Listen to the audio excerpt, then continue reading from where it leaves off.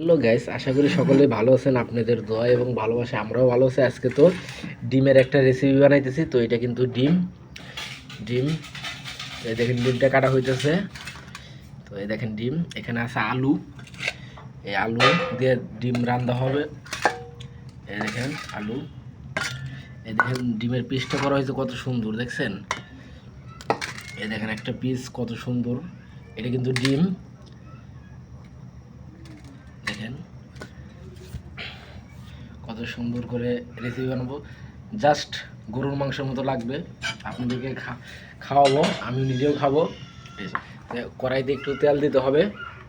মূলত অল্প দিলেও চলবে, বেশি দিলেও চলবে। আপনারা যে পরিমাণ তেল খান সেই পরিমাণ দিতে হবে।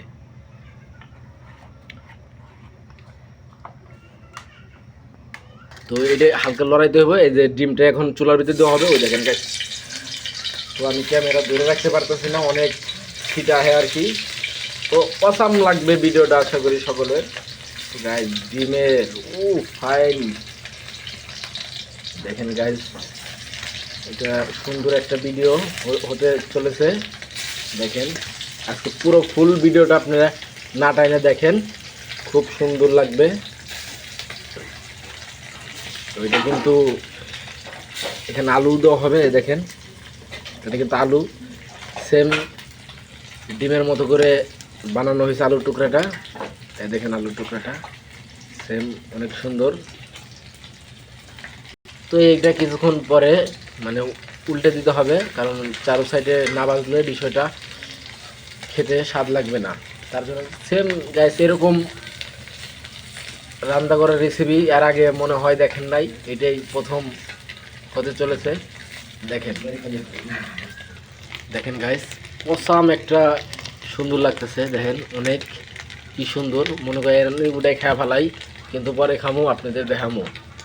কাটতে হবে পেঁয়াজ, মরিচ, আদা, রসুন। আর এটা তো অবশ্যই আপনারা জানেন, এটার নাম হলো তেজপাতা। তো আমি ভুলে গেছিলাম, তেজপাতা এটার নাম।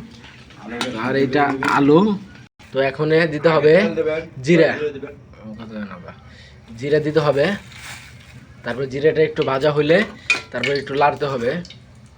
লাড়াচাড়া করার পরে আপনার দিতে হবে পেঁয়াজ, আদা, রসুন, মানে মূলত যা মশলা দেন আপনারা তাই দিতে হবে। এটা একটু পোড়া পোড়া করে নিতে হবে। তো ভিডিওটা বেশি বড় করব না, শর্টকাটে দেখাই দেবো। দেখেন মশলাটা কষানো শেষ। তো এখন আলুটা দিয়ে দিতে হবে।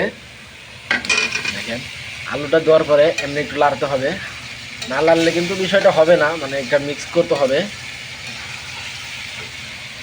এমনি লাড়লে আর কি অনেক সুন্দর হবে, কারণ এটা একদম মাংসর মতো হবে। তো মাংস খাওয়া যে কথা, এই আলুটা খাওয়া সেই কথাই হবে। তো দেখেন আলুর কালারটা অন্যরকম হয়ে গেছে। এখন একটু পানি দিতে হবে। পানি দিলে তারপরে আপনার এখন কষানো হলো আর কি পানি দিয়ে। তাহলে আমাদের ডিমটা যদি দিই তাহলেই হয়ে যাবে আমাদের ডিমের আলুর দম। এই যে পানি দিয়ে দিলাম একটু। এখন একটু লাড়া যাবে না, লাড়লে আলুটা গুলে গেলে পেস্টিসটা নষ্ট হয়ে যেতে পারে। তো এমনি থাক, ডিমটা দিয়ে দেওয়া হবে। ডিম দিলে যে ডিমটা দেওয়া হলো, এখানে একটু লাইরে আপনাদের পরিমাণ মতো জলটা দিয়া রাখবেন। হয়ে গেল আলুর দম ডিমের রেসিপি। নতুন ভিডিওর জন্য অপেক্ষা।